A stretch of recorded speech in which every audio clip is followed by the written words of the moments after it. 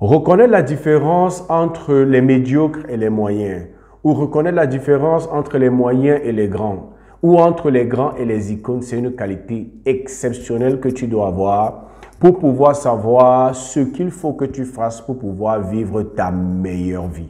Et justement, dans cette session, je me propose de partager avec toi une différence ou une distinction particulière qui va ouvrir tes yeux pour te faire savoir à quel niveau est-ce que tu te trouves dans ta marche vers le progrès pour devenir ta meilleure version de toi-même, pour pouvoir vivre ta meilleure vie. Et ça te permettra aussi de savoir ce qui reste à faire pour pouvoir accéder à cette vie impactante dans laquelle tu libères ton potentiel, une vie que tu es, à laquelle tu es appelé, une vie dans laquelle tu es épanoui. Et ça fera toute la différence. Donc, reste jusqu'à la fin parce que la troisième catégorie dans cette distinction que je m'apprête à te partager va faire toute la différence. J'ai connu un homme qu'on appelle, certainement, peut-être tu le connais, on l'appelle Dr. Mike Murdock. Et une des choses qui me marque quand je suis souvent cet enseignant, c'est qu'il a l'habitude de dire que la sagesse, c'est la capacité à reconnaître, à voir et à discerner les différences.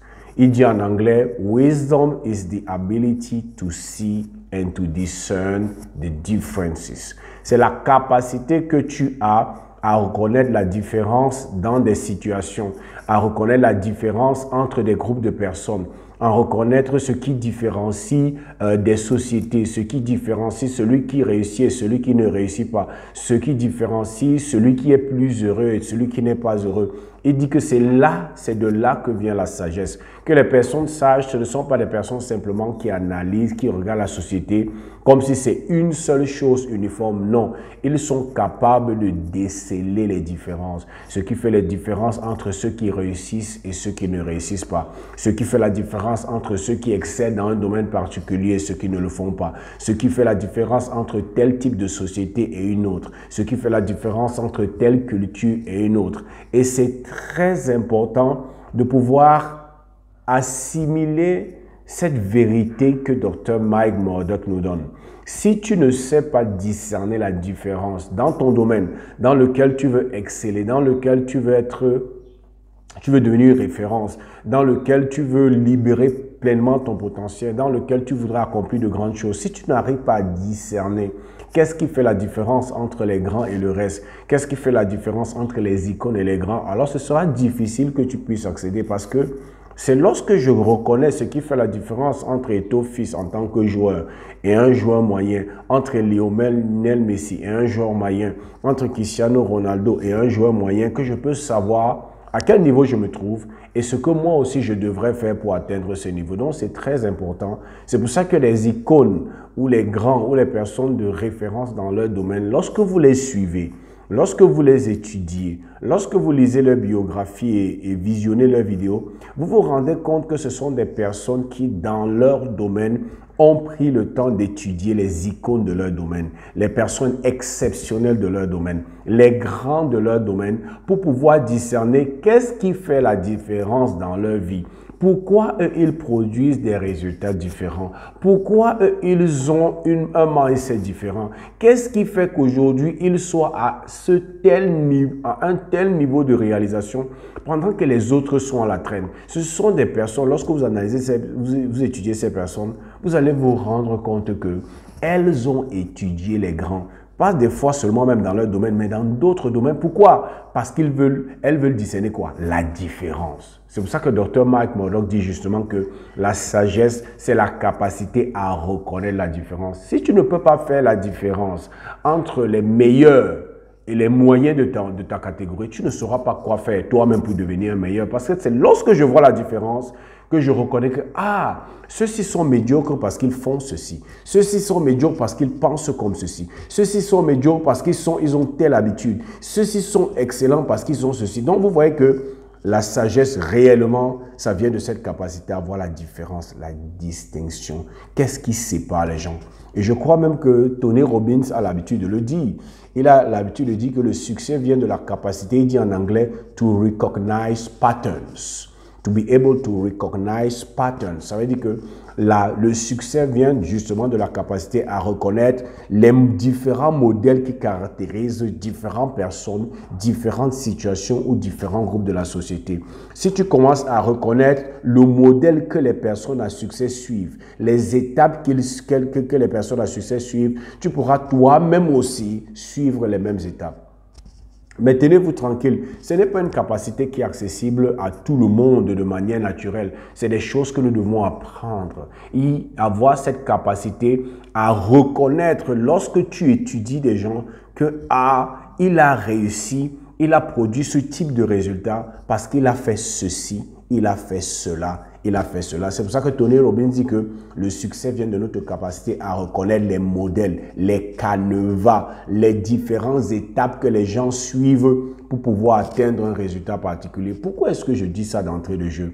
Pour que nous sachions pourquoi c'est important d'avoir une session comme la nôtre où nous voulons partager à propos d'une différence ou d'une distinction qui va nous permettre de savoir à quel niveau on se trouve. C'est très important. Ne sois pas seulement de celui qui apprécie les gens, qui admire les gens pour ce qu'ils ont fait. Sois quelqu'un qui étudie les gens qui ont réussi et même étudie les gens qui ont échoué et cherche à comprendre pourquoi ces personnes ont échoué, pourquoi ces personnes ne réussissent pas comme les autres. Qu'est-ce qui fait la différence? Est-ce qu'elles ont une façon de penser qui n'est pas la même? Est-ce qu'elles ont une façon d'agir? Et lorsque tu te poses ce genre de questions et que tu commences à aborder la vie et les situations de cette manière, à un moment donné, ce qui va se passer, c'est que tu vas commencer à voir la différence. Et aujourd'hui, les différences ou la distinction que je veux te présenter va t'aider à savoir à quel niveau tu te trouves et ce qu'il faut que tu fasses pour avancer. Je vais te parler de 3 groupes de personnes. Tout le monde est fait de 3 groupes de personnes. Le premier groupe, je l'appelle la majorité. Le deuxième groupe, j'appelle le peu. Et le troisième groupe, j'appelle le très peu. La majorité, le peu, le très peu. La majorité, comme son nom l'indique, c'est un groupe dans lequel on retrouve la majorité de ceux qui vivent sur la surface de la terre. La majorité de ces personnes sont là. Je crois même que Jésus a dit quelque part que large et spacieuse est le chemin qui mène à la perdition, mais étroit et resserré est le chemin qui mène vers la vie. Et ces personnes qui sont dans cette majorité ont une particularité. Les gens de la majorité, c'est les gens que j'appelle les plaire aux autres. Les gens qui vivent une vie pour plaire aux autres. Les gens qui vivent la vie que les autres leur ont imposée. Ce sont des choses qu'on leur a imposées ou qu'on leur a enseignées ou que les circonstances de la vie leur ont enseigné consciemment ou inconsciemment qui les définit aujourd'hui. Ce sont des personnes qui vivent à cause des événements, qui vivent les conséquences des choses qui leur sont arrivées dans le passé. Ça, c'est la majorité. Lorsque tu vas le voir cette personne ou ce monsieur ou cette dame, il va te dire, si je ne réussis pas, c'est parce que ma couleur de peau. C'est parce que je n'ai pas eu l'occasion d'être envoyé dans une bonne école. C'est parce que mes parents n'avaient pas l'argent. C'est parce que je n'avais pas de relation. C'est parce que j'ai eu un mari qui m'a abusé. C'est parce que j'ai une femme qui n'était pas bonne. C'est parce que j'ai des enfants qui ne m'écoutent pas. C'est parce que j'ai des employés qui sont là seulement pour leur propre ventre. Il va te dégrainer un chapelet de raisons qui justifient ce pourquoi il n'obtient pas les résultats qu'il désire. Ce sont des personnes, les gens de ce groupe, ce sont des personnes qui vivent dans le passé, qui ont laissé les événements de la vie définir leurs résultats. Et ils ont laissé la volonté des autres primer sur leur propre volonté. Ce sont des personnes qui ont des désirs, mais ont peur de manifester ou de se lever pour réaliser leurs désirs parce que ils ont peur de froisser les gens, ils ont peur de frustrer les gens, ils ont peur de ce que les gens vont dire. Parce qu'on lui a dit dans sa famille que les gens comme nous, il y a des choses qu'on ne réalise pas. Et ils finissent par accepter ça. Ce sont des gens qui finissent dans une frustration extraordinaire parce que toute leur vie, ils passent leur vie à bloquer leur potentiel. Ils passent leur vie à ne pas aller au-delà de ce que les gens disent parce qu'ils cherchent à plaire aux autres. Ça, c'est un groupe de personnes dans lequel, quand tu te retrouves, tu ne pourras jamais manifester ton plein potentiel.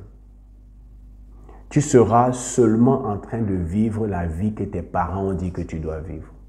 Tu seras en train peut-être de vivre la vie que t'on t'a appris à l'école que tu dois vivre. Ça me rappelle cette histoire, je crois que si tu connais Les Brown, il a l'habitude de raconter cette histoire que lorsqu'il était petit, il est jumeau et il est arrivé qu'il allait dans la classe de son frère. Parce que je crois qu'il cherchait un camarade ou il cherchait son frère, je ne sais plus exactement qui il cherchait.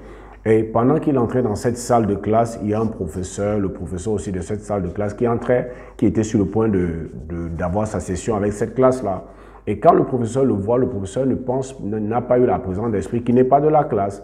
Donc le professeur lui dit que jeune homme, allez au tableau, effacez le tableau et je vais vous dicter ce que vous allez écrire. Et quand il dit ça à Les Brown lui dit que non, il ne peut pas aller au tableau. Et pourquoi? Parce que non seulement il n'est pas de la classe, mais parce qu'on l'avait étiqueté attardé mental. On avait dit qu'il était un attardé mental. On lui avait même, on l'avait relégué en classe inférieure parce qu'on disait qu'il avait les difficultés à réfléchir, il n'était pas intelligent. Donc le professeur lui dit que monsieur jeune homme, allez au tableau, vous allez écrire ce que je vais vous dicter. Il essaie de dire au professeur non, je ne peux pas. Et en même temps, les gens de la classe commencent à rire et à se moquer. Et le professeur, ne comprenant pas ce qui est en train de se passer, demande aux gens de la classe, mais pourquoi vous riez? Ils lui disent que non, monsieur, vous êtes en train de faire une très grosse erreur parce que lui, this is the dumb twin. Ça veut dire que lui, c'est le jumeau bête. Ils sont jumeaux, mais son frère est intelligent, mais lui, c'est le jumeau bête. C'est un attardé mental. Il ne peut pas écrire, il ne peut pas faire ce que vous dites. Donc, il commence à se moquer de lui. Et en même temps, Les Brown est en train de dire au professeur que justement, je ne peux pas aller faire ce que vous êtes en train de me dire. Et Les Brown dit que le professeur a fait quelque chose qui a créé un déclic en lui, qui l'a permis aujourd'hui de vivre une vie extraordinaire bien au-delà de tout ce que les gens lui avaient dit qu'il était ou des différentes étiquettes qu'on lui avait données. Il dit que le professeur est venu vers lui, il l'a regardé dans les yeux, il a dit « Yo man, other people's opinion about you doesn't have to be your business. » Ça veut dire que l'opinion des autres à propos de toi ne doit pas être ta préoccupation. Il a même dit encore mieux, si je me souviens, c'est que other people's opinion about you doesn't have to become your reality. Ça veut dire que l'opinion des autres à propos de toi ne doit pas devenir ta réalité. Et en réalité, ceux qui sont du groupe que j'appelle la majorité, ils vivent selon l'opinion des autres. L'opinion des autres les définit. Ils ont peur de froisser les gens, ils ont peur d'aller à l'encontre de ce qu'on a dit. Ils croient en tout ce qu'on leur dit. Quand on dit que quelqu'un comme toi ne peut pas réussir, quelqu'un comme toi ne peut pas exceller, ils finissent par croire à ça. Surtout si la personne qui le leur a dit, c'est une figure respectable. Ça peut être le père, ça peut être la mère, ça peut être un enseignant, ça peut être un leader religieux, ça peut être un leader à l'église ou je ne sais pas. Ils finissent par croire ça.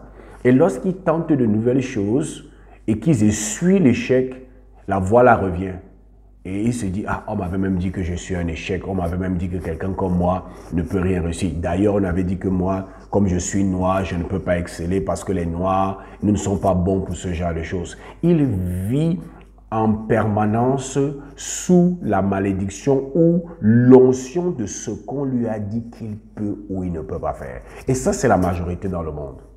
Même il y a même des gens qui vont à l'école, qui ont des diplômes, ils sont formatés pour ne pas aller au-delà d'un certain cercle.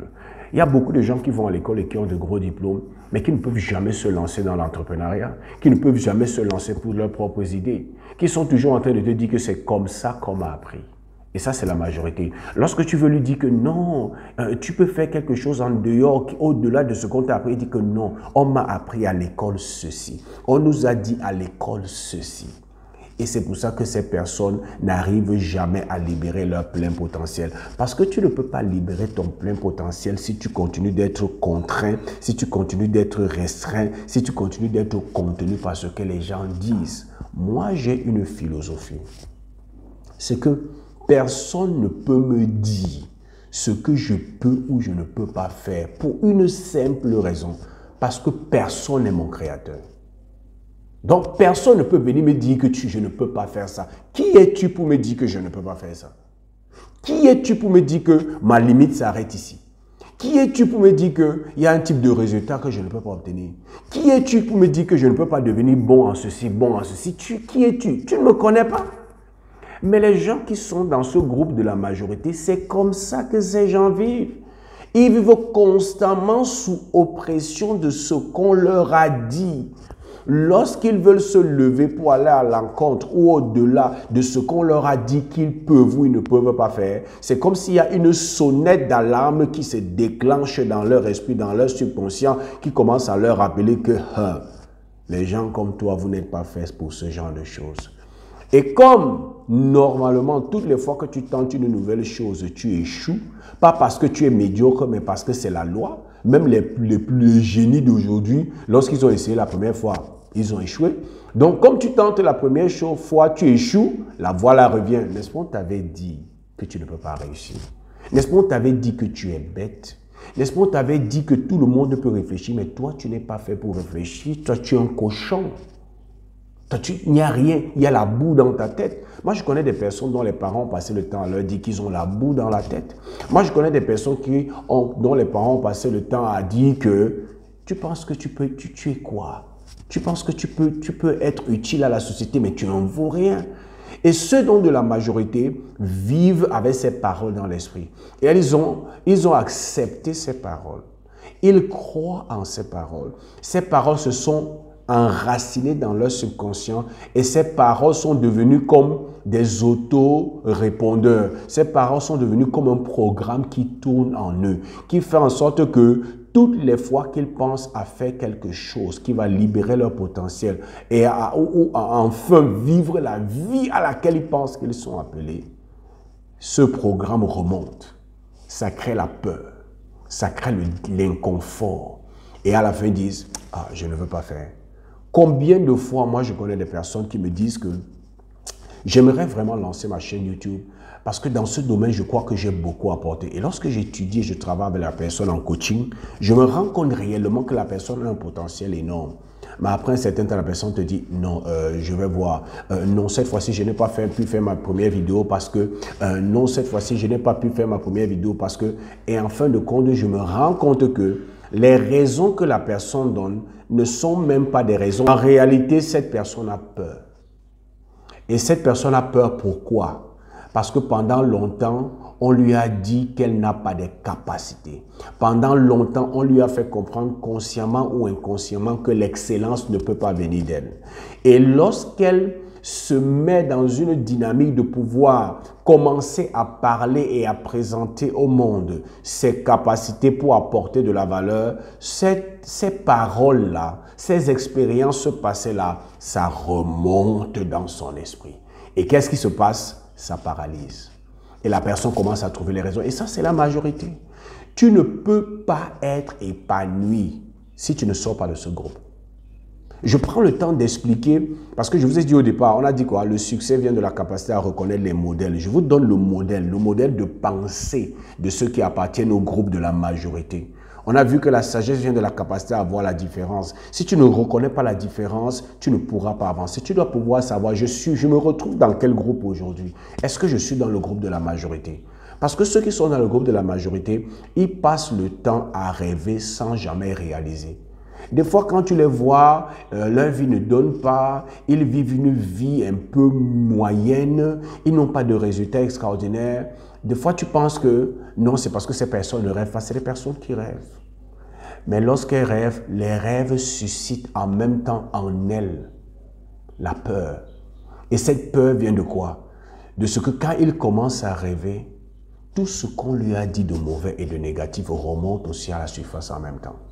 Lorsqu'il pense que, il voit peut-être quelqu'un qui est en train de réussir dans un domaine et il dit, moi aussi je peux faire ça, j'aimerais vraiment faire ça, j'aimerais vraiment aussi me lancer dans ce domaine. Quand il commence à penser à ça, en même temps qu'il commence à rêver, réaliser quelque chose de grand, en même temps ce rêve déclenche en lui et réveille en lui les paroles limitantes et négatives qu'on a passé le temps à lui dire. Des fois, même ces personnes, les gens qui sont du groupe de la majorité, ce n'est pas une personne qui leur a parlé négativement, mais c'est une expérience de la vie qui a fini par définir qui ils sont. Ils ont essayé dans le passé de réaliser quelque chose Et cette chose a échoué et finalement, ils sont arrivés à la conclusion que ça a échoué parce qu'ils sont des échecs. Je peux vous donner un exemple, même un exemple biblique. L'histoire de Moïse est patente. L'histoire de Moïse, qui est devenu le libérateur de la nation d'Israël dans les Saintes Écritures, n'a pas commencé le jour où il est venu voir Pharaon pour dire que laisse aller mon peuple. L'histoire remonte à 40 ans plus tôt, avant qu'il ne se présente devant Pharaon. Il avait toujours cette envie et ce fardeau de venir en aide à ses frères hébreux. Parce que contrairement à ses frères hébreux, lui, il a eu l'opportunité de naître, d'être élevé par la fille de Pharaon, dont il est né dans l'abondance et tout. Mais quand il avait découvert que sa véritable race, c'est les Hébreux, il a eu envie de leur venir en aide parce que les Hébreux étaient les esclaves des Égyptiens. Mais lorsqu'il a essayé, la première fois qu'il a essayé de venir en aide à ses frères hébreux, c'est ses frères hébreux qui se sont retournés contre lui et lui ont demandé que « Qui es-tu pour venir intervenir dans nos affaires ?» Et en voulant sauver un hébreu de la main d'un Égyptien, il a tué un Égyptien sans savoir. Et à cause donc de ça, il était obligé de fuir parce que Pharaon, après avoir su que « Hey, Moïse que moi j'ai élevé comme mon fils, a tué un Égyptien et il est en train de vouloir venir en aide aux Hébreux. » Pharaon a décidé de le tuer et Moïse était obligé de fuir. Et Moïse, donc, après cette première tentative de venir en aide à ses frères hébreux, ses frères de sang, après ce premier échec, a laissé que cet échec commence à le définir, si bien que 40 ans plus tard, quand Dieu lui apparaît, Dieu lui parle et lui dit que Dieu t'envoie libérer mon peuple qui n'est rien d'autre que les Hébreux. Moïse commence à trouver des raisons. Il dit à Dieu, je ne suis pas la bonne personne, je n'ai pas les capacités, je ne sais pas parler, envoie quelqu'un d'autre. Pourquoi cet événement de son passé, qui a eu un résultat négatif, a fini par le définir? Et c'est ça les gens qui sont dans le groupe de la majorité. Quelque chose qui s'est passé avant, quelque chose qu'on leur a dit avant, un échec qu'ils ont expérimenté avant est devenu leur domaine de définition. Mais moi, je veux te dire, tu as peut-être échoué dans le passé, mais tu n'es pas un échec. Ce que les gens ont dit que tu es, c'est leur opinion. Et ça, c'est une de mes philosophies. Tu viens me dire que je ne veux pas réussir. Tu viens me dire que comme je veux me lancer dans tes projets, je ne veux pas réussir. Est-ce que tu es Dieu? Tu es mon créateur. Si tu n'es ni Dieu ni mon créateur, ça veut dire que tu ne connais pas les capacités et les potentialités que Dieu a investies en moi. Si tu ne connais pas les capacités et les potentialités que Dieu a investies en moi, ça veut dire que ce que tu dis là, ce n'est qu'une opinion. Et je ne suis pas tenu de croire en ce que tu dis. Donc ça, c'est le premier groupe. Ça, c'est la majorité. Je ne sais pas si tu te trouves dans ce groupe. Maintenant, le deuxième groupe, c'est ce que j'appelle le peu. Le premier groupe, c'est les plaire aux autres. Le deuxième groupe, le peu, c'est les plaire à soi-même. C'est les gens qui ont réussi à savoir que, comme je disais, l'opinion, ce que les gens disent de moi, ce n'est que leur opinion. Personne ne peut définir mon potentiel.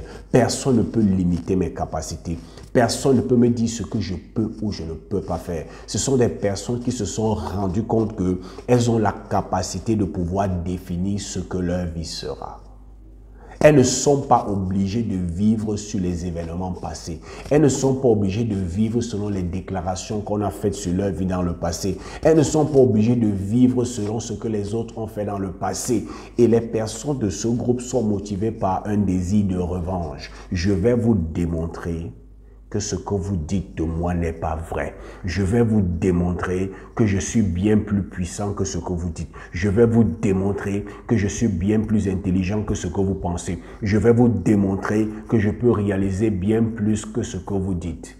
Ce sont ces personnes-là. Elles ont découvert qu'elles ont un potentiel. Elles ont découvert qu'elles sont capables de s'auto-définir, de définir ce qu'elles veulent accomplir et d'accomplir cela. Elles ont compris qu'il y a un potentiel énorme qui sommeille en l'homme. Il y a un livre que je crois que Tony Robbins a écrit qui parle de giants. The giant inside of us. Elles, ça veut dire quoi? Le géant à l'intérieur de nous. Elles ont compris qu'il y a un géant qui sommeille en nous. Un géant que notre environnement a passé le temps à tuer par des mauvaises paroles, tuer par des paroles limitantes et les circonstances de la vie. Et nous-mêmes, finalement, nous avons accepté ça au point où aujourd'hui, ce géant en nous a été tellement neutralisé qu'il a affaibli. Mais les personnes du groupe que j'appelle le peu, elles ont compris que, oh, il y a un géant qui sommeille en moi. Si je continue d'écouter ce qu'ils disent et continue d'accepter ce qu'ils disent et je continue de croire à ce qu'ils disent, ça va continuer à détruire ce géant qui ne se manifestera jamais. Et les personnes du groupe le peu, qu'est-ce que ces personnes font? Elles ferment les oreilles. Elles n'écoutent plus ce que les autres disent. Elles décident de définir ce qu'elles veulent accomplir et elles mettent le paquet pour accomplir ça. Et en réalité, le développement personnel c'est une discipline, c'est un domaine qui a été développé, c'est une tautologie, le développement personnel a été développé pour aider justement les personnes à se recentrer sur eux-mêmes, à savoir que les déclarations des autres ne sont que des opinions. Nous sommes capables de définir notre propre destinée, nous sommes capables de définir nos propres objectifs et nous donner les moyens pour les atteindre. Nous sommes capables de discipliner notre mental, nous sommes capables de discipliner nos habitudes, nous sommes capables de nous discipliner pour accomplir n'importe quel but. Ça, c'est les gens de ce groupe-là. Et les gens de ce groupe-là, ça leur permet de libérer, c'est les gens qui finissent toujours très souvent par libérer leur potentiel, réaliser des choses extraordinaires, réaliser des choses hors normes. Généralement, ces personnes sont définies par le fait qu'elles veulent démontrer aux autres qu'elles avaient tort. C'est pour ça que vous savez, si vous êtes un peu cultivé, qu'il y a cette déclaration, je crois, de Frank Sinatra qui dit que la meilleure revanche, c'est le succès massif. The best revenge is massive success. Ça, c'est les gens qui font partie de la catégorie du peu, qui veulent démontrer au monde, démontrer à leurs détracteurs et démontrer à eux-mêmes que je peux faire bien plus que ça. Je peux réaliser bien plus que ça. Vous ne pouvez pas me limiter, vous ne pouvez pas me définir. J'ai la capacité de définir mes objectifs et j'ai la capacité de me donner les moyens pour les accomplir. Ça, c'est le groupe du peu. Et ces personnes-là, ils écrivent des best-sellers. C'est des gens qui excellent dans presque tous les domaines. Mais ces personnes-là ont un problème. C'est qu'elles ont découvert que les hommes et le système autour de nous ne peuvent pas nous définir, ne peuvent pas nous limiter. Parce que notre potentiel, en réalité, est illimité. Elles ont découvert qu'elles sont capables de se fixer n'importe quel objectif et aller vers cet objectif en se donnant les moyens et atteindre cet objectif. Mais leur péché dans l'histoire, leur faute dans l'histoire, c'est de le faire pour de mauvaises raisons. Voilà là où il y a le problème du peu. Voilà, il y a le problème de tous ceux qui parlent simplement de travailler dur, de se discipliner, de se fixer des objectifs, avoir la nouvelle prochaine voiture, avoir la nouvelle prochaine maison, être plus riche que tel, avoir plus d'argent que tel, être le meilleur que tel. Oui, ces personnes réalisent de grandes choses, mais le fond du problème, c'est que les gens qui sont dans le groupe le peu réalisent ces choses pour les mauvaises raisons. C'est pourquoi elles réussissent à libérer leur potentiel. Elles réussissent à réaliser des choses extraordinaires. Elles réussissent à battre tous les records dans leur famille, dans leur entourage, dans leur domaine d'activité. Mais très souvent, la majorité, sinon la quasi-totalité, finissent frustrées parce qu'elles ne sont pas accomplies. Elles ont atteint des cimes. Elles ont battu des records, elles sont adulées par le monde entier qui trouve en ces personnes des sujets d'admiration. Tout le monde aimerait réaliser ce qu'elle veut réaliser, mais en fin de compte, ces personnes ne sont pas vraiment heureuses. Elles se rendent compte que j'ai finalement fait. Je leur ai démontré que je peux le faire. J'ai battu le record. Ce qu'on a dit que je ne pouvais pas faire, j'ai fait. Je n'ai même pas seulement battu, j'ai dépassé 2, 3, 4, 5, 10 fois. Mais en fin de compte, il y a quelque chose qui manque. Ils ne sont pas épanouis. C'est pour ça que vous voyez souvent beaucoup de stars de la musique que nous avons connue, du cinéma et de beaucoup d'autres domaines, après tomber dans la drogue. Parce que Ces personnes se disent que lorsque je veux leur démontrer, on a dit que je ne serai pas riche, je veux leur démontrer. Tu démontres, tu deviens riche, extrêmement riche. On a dit que je ne peux pas faire ceci, je veux leur démontrer. Ou je veux me démontrer à moi-même que je peux aller bien plus loin. C'est bien, c'est pas mauvais, c'est très bien. Mais il y a un manque. C'est que la raison pour laquelle les personnes du groupe le font, c'est qu'elles le font pour de mauvaises raisons. Et parce qu'elles le font pour de mauvaises raisons, à la fin, elles ne sont pas épanouies. Parce qu'il n'y a pas que libérer ton potentiel. Il n'y a pas que la capacité de t'auto-définir. Il n'y a pas que la capacité de te discipliner et réaliser de grandes choses. Il n'y a pas que les grandes réalisations. Il y a la partie épanouissement, accomplissement de soi. Ce n'est pas tous ceux qui réalisent de grandes choses qui sont accomplis. Ce n'est pas tous ceux qui réalisent de grandes choses qui sont épanouis. Tu vas battre des records, tu auras une certaine joie, c'est vrai, mais il y aura un niveau d'épanouissement que tu n'atteindras pas. Et c'est pour ça que ces personnes sombrent dans la drogue. C'est pour ça que ces personnes, regardez, je vous donne l'exemple de Whitney Houston. Whitney Houston, qu'est-ce qu'elle n'a pas accompli? Qu'est-ce qu'elle n'a pas accompli? Quels sont les records qu'elle n'a pas battus? Mais qu'est-ce qui tue Whitney Houston? Elle sombre, elle meurt parce qu'elle fait une overdose. Sa fille suit et fait la même chose. Mais on se demanderait, pourquoi quelqu'un qui a accompli autant peut arriver à ce niveau? Parce que tu peux avoir réalisé tout, matériellement, dans ta carrière, financièrement, dans ton domaine d'activité. Tu as battu les records, tu es le GOAT, tu es ce qui n'a jamais existé. Tout le monde aimerait te ressembler, mais toi-même tu n'es pas heureux à la fin. C'est ça que les gens ne savent pas. Et ça, c'est la limitation ou l'inconvénient du développement personnel. C'est que le développement personnel nous amène à nous focaliser, à réaliser de grandes choses, à libérer notre potentiel pour prouver aux gens qu'on peut réaliser et pour nous prouver à nous-mêmes. C'est les mauvaises raisons. Et c'est justement dont là vient le dernier groupe que j'appelle le très peu. Ils sont très rares. C'est le premier groupe, la majorité, c'est les plaire aux autres. Le deuxième groupe, le peu, c'est les plaire à soi-même. Et le troisième groupe, c'est les plaire à Dieu. C'est les gens qui sont convaincus que je suis ici pour une mission bien plus noble que simplement ma propre satisfaction. Que ce soit au travers de la religion, que ce soit au travers de la foi ou autre, mais ce sont des personnes qui sont arrivées à cette réalité et sont convaincues de ça. Je ne vis pas pour moi-même. Je vis pour réaliser quelque chose de bien plus grand que ma propre satisfaction. Je vis pour accomplir quelque chose de bien plus grand que simplement d'avoir toutes les richesses et toutes les récompenses. C'est bien de les avoir, mais je vis au-delà. Il y a quelque chose après ça. Je vis pour servir Dieu en servant les gens. Et ces personnes-là, non seulement elles libèrent leur potentiel, non seulement elles sont passionnées et obsédées par ce qu'elles font, non seulement en libérant leur potentiel, ça leur permet d'accomplir des choses extraordinaires, mais ces personnes-là sont extrêmement épanouies. Pourquoi? Parce qu'elles savent, elles sont convaincues à l'intérieur d'elles qu'elles sont en train de faire ce pourquoi elles ont été envoyées sur la terre.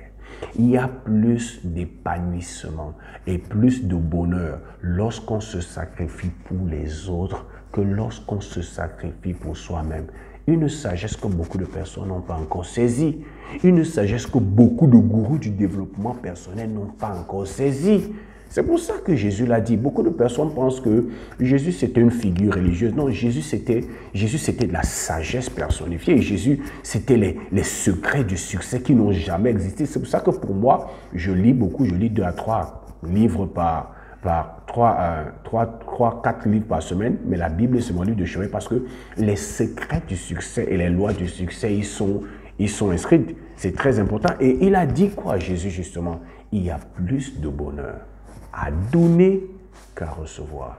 Et il a dit quelque part, celui qui veut être le plus grand, qui soit le serviteur de tous. Celui qui veut être le premier, qui soit l'esclave de tous. Car le Fils de l'homme, en parlant de lui, est venu sur la terre, non pour être servi, mais pour servir sa vie et servir les autres et donner sa vie en rançon. Pour dire quoi? La véritable grandeur. Et c'est là où se retrouvent les icônes. La véritable grandeur commence lorsque tu te libères ton potentiel, lorsque tu te disciplines, lorsque tu atteins des signes parce que tu veux être au top pour mieux servir les autres. J'aime toujours raconter cette histoire parce que ça m'a marqué, cette histoire de Michael Jordan. Et je ne cesserai de le raconter, même quand je fais les séminaires, j'aime revenir dessus. Vous savez, ceux qui connaissent bien l'histoire de Michael Jordan, qu'à un moment, son père a été assassiné. Et lorsque son père a été assassiné, il a décidé d'arrêter le basket et de rentrer à son premier sport qui était le baseball. Il est rentré, il a commencé à jouer au baseball, mais après un certain temps, sa véritable passion et son obsession pour le basket a pris le dessus. Et finalement, en milieu de saison, il décide de revenir dans les Chicago Bulls. Mais cette année-là, quand il revient, il n'est pas en bonne condition physique. Quand ils vont au playoff, ils se font éliminer. Et Tim Grover, qui est son préparateur physique, qui a été aussi le préparateur physique de Kobe Bryant, le préparateur physique de Dwayne Wade et de d'autres plus grands dans le sport, Tim Grover dit que généralement en fin de saison, parce qu'il était le coach personnel de Michael Jordan, généralement en fin de saison, Michael Jordan lui donne des congés. Il lui dit peut-être on va se retrouver peut-être dans un mois ou peut-être dans 6 semaines, je ne sais pas quoi. Et il dit que donc, comme on les a éliminés ce soir-là, Michael Jordan, il vient vers Michael Jordan, il a déjà fait son sac, il a dit « Ok Michael, vraiment je suis sur le point de partir, on va se revoir quand ?» Parce que d'habitude, c'est qu'en fin de saison, on se sépare, on se donne un certain temps avant de se revoir. Il dit que Michael Jordan lui dit que toi et moi, nous n'avons pas de vacances. Et il est un peu choqué. Il dit « Comment on n'a pas de vacances, c'est la fin de saison ?» Michael Jordan lui dit quelque chose qui pour moi, c'est l'une des choses encore qui a fait que pour moi, il y a Michael Jordan et il y a le reste. Parce que beaucoup des autres, les Kobe Bryant, quand tu suis leur bibliographie, ce sont des personnes qui ont réalisé des choses extraordinaires pour elles-mêmes et pour se prouver qu'elles sont grandes et prouver aux autres qu'elles sont les meilleures. Oui, Michael Jordan avec ça aussi. Michael Jordan, c'était un compétiteur père. On dit que tout ce qu'il faisait, c'était avec l'esprit de compétition. Même jouer aux cartes, il veut gagner. Dans tout ce qu'il fait, il va être le meilleur. Mais cet épisode-là, où Michael Jordan et Tim Grover, son préparateur physique, son entraîneur physique raconte ça, ça m'a montré que Michael Jordan avait bien plus que les autres. Il dit que Michael Jordan, ce jour-là, lui dit, toi et moi, on n'a pas de vacances. Pourquoi? Il dit, parce que je ne conçois pas qu'une personne s'assoit devant la télé pendant 2 heures pour me regarder jouer. Ou une personne paie son ticket avec les membres de sa famille ou ses amis pour venir me voir jouer et que je ne lui offre pas mon meilleur basket. Ils doivent en avoir pour leur argent, ils doivent en avoir pour leur temps. Parce que Michael Jordan, quand tu suis ça, se voyait comme un esclave, comme Jésus dit, qui doit toujours servir son meilleur basket. Il voyait que les gens qui s'asseyent devant le petit écran ou les gens qui viennent au stade, c'est comme des gens qui viennent d'un restaurant. Et c'est lui qui doit les servir. Et il voulait servir le meilleur repas. Et lui, le repas que lui servait, c'est son meilleur basket. Et il dit à Tim Grover, je ne conçois pas ça.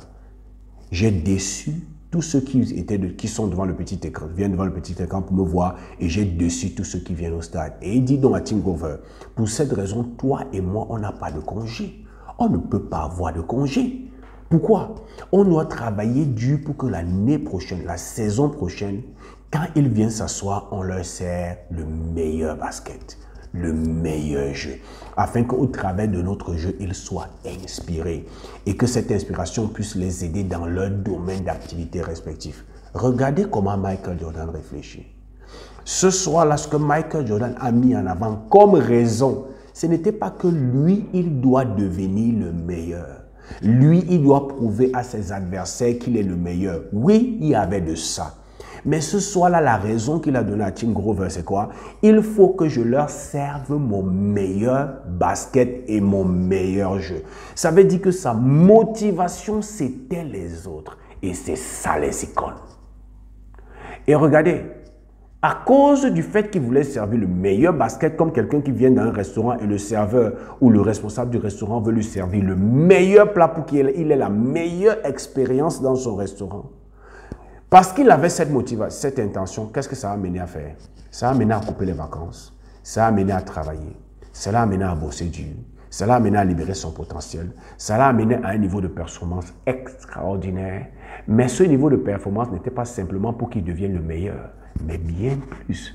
c'est qu'il puisse inspirer les autres. Parce qu'il avait ce sentiment qu'il est là, pas seulement pour être le meilleur, pas seulement pour scorer le plus grand nombre de points, mais pour inspirer tous ceux qui viennent au stade.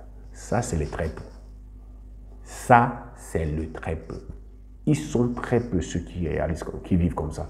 Mais Teresa, elle fait partie du très peu. Elle a sacrifié toute sa vie pour la cause des nécessiteux. Elle est allée jusqu'au sommet de l'ONU. Elle a réussi à réunir les leaders dans le monde entier, à les inspirer. Tout ça pourquoi? Pas pour elle.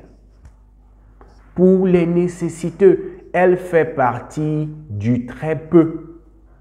Elle fait partie du très peu. Je peux aller plus loin. Nelson Mandela, il fait partie du très peu.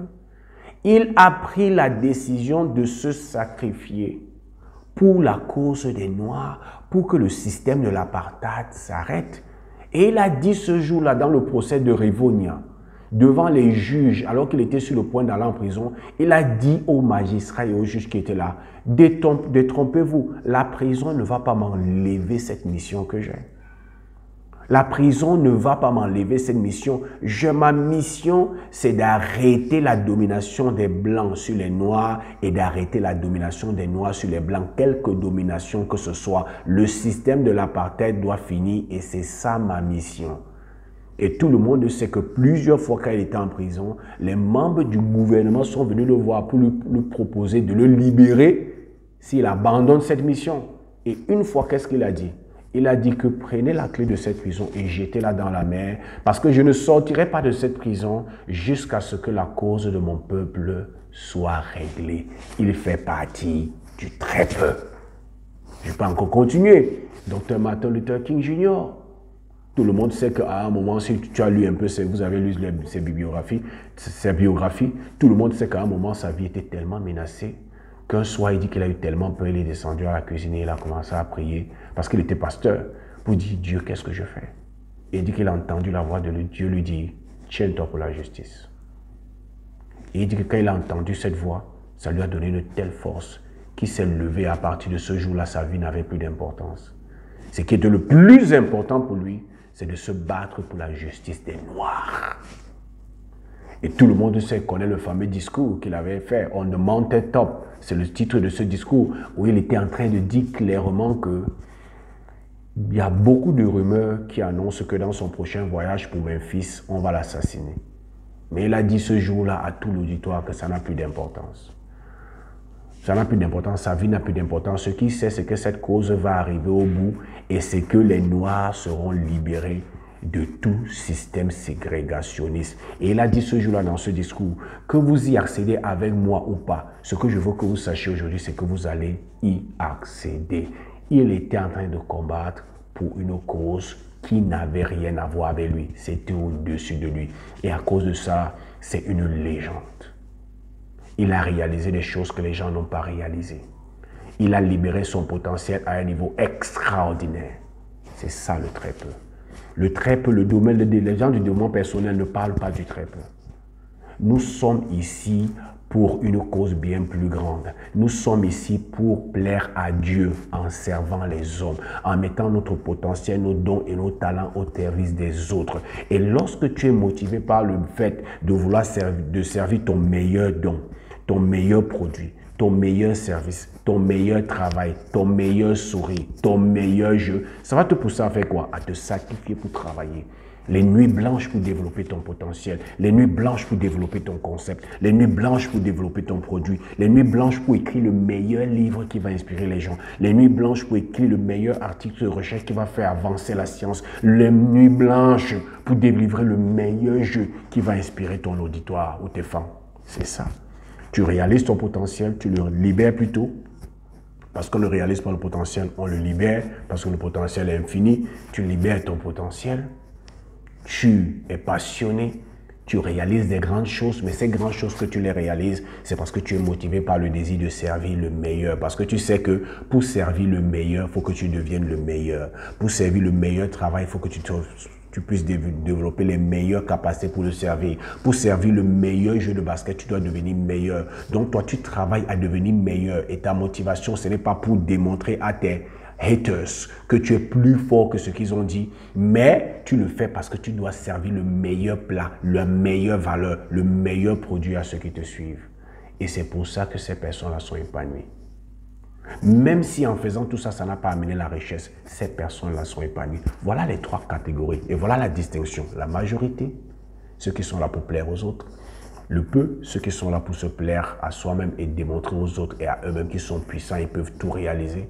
Et le très peu, ceux qui sont là pour plaire à Dieu en servant les autres et ils déploient leur potentiel à cet effet. Maintenant, la question est de savoir, tu es dans quel groupe? Tu es dans quel groupe? Comment est-ce qu'on fait pour quitter un groupe à un autre? C'est en comprenant, comme je t'ai dit, quelles sont les caractéristiques de ceux de la majorité, quelles sont les caractéristiques de ceux du peu, quelles sont les caractéristiques de ceux du très peu. Et lorsque tu connais ces caractéristiques, non seulement tu sauras là où tu te trouves, mais tu sauras aussi qu'est-ce qu'il faut faire pour quitter d'un groupe à un autre. C'est ça que je voulais partager avec toi. J'espère que c'était assez inspirant, c'était assez impactant et ça t'aide à voir plus clair. Si tu as aimé ou tu n'as même pas aimé, laisse-nous des commentaires pour savoir quels sont tes avis. Abonne-toi à notre page ou à notre chaîne, like cette vidéo. Et comme j'ai l'habitude de dire, c'était Zoé du Cameroun. Je te souhaite le succès.